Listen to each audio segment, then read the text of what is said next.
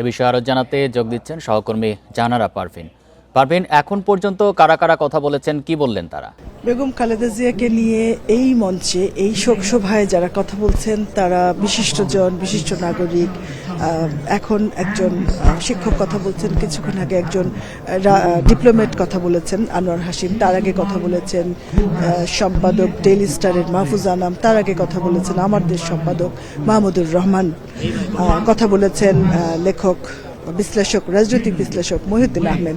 তো এই যে তারা যেটা বলছেন, বেগম খালেদা জিয়ার বিভিন্ন রাজনৈতিক কর্মকাণ্ডের কথা তুলে ধরে বাংলাদেশের জন্য তার যে সংগ্রাম, তার যে অবদান, সেগুলো কিন্তু বলেছেন। বিশেষ করে মহিউদ্দিন আহমেদ বলেছেন যে তিনি খালেদা জিয়ার নিয়ে একটা বই লিখেছেন, পুরো খালেদা জিয়ার জীবন ভিত্তিক বই।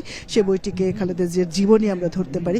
সেখানে খালেদা জিয়ার রাজনৈতিক জীবনের বিভিন্ন দিক তিনি তুলে ধরেছেন। আজকেও তিনি স্মৃতিচারণে বলেছেন মাহফুজ আনাম বাংলাদেশের গণতান্ত্রিক যে অভিযাত্রা, সেই অভিযাত্রায় খালেদা জিয়ার অবদানের কথা বলেছেন। এবং এখানে একজন কূটনীতিক আনোয়ার হাশিম, তিনি কথা বলেছেন যেহেতু এখানে সামনে কূটনীতিকরা রয়েছেন বিভিন্ন দেশের, তিনি ইংরেজিতে কথা বলেছেন। খালেদা জিয়ার আসলে অবদানের কথা, স্মৃতি এত বড় খালেদা জিয়ার জীবন, দীর্ঘ জীবন। উনি 3 বার প্রধানমন্ত্রী ছিলেন, 41 বছর বিএনপির চেয়ারপারসন ছিলেন, তিনি বিরোধী দলীয় নেতা ছিলেন, তিনি সরকার প্রধান ছিলেন। তো তার সঙ্গে তো এই যারা আজকে এসছেন অনেকেই সম্পৃক্ত ছিলেন, অনেকেই তার সঙ্গে তার কাছে যাওয়ার সুযোগ পেয়েছেন, তার সঙ্গে কেউ কেউ কাজ করেছেন নানাভাবে।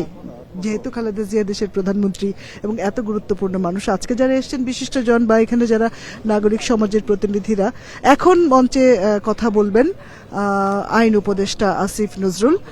তিনি এর আগেও আমরা খালেদা জিয়া সম্পর্কে তার মূল্যায়ন শুনেছি, হয়তো তিনি এখন খালেদা জিয়া সম্পর্কে কথা বলবেন।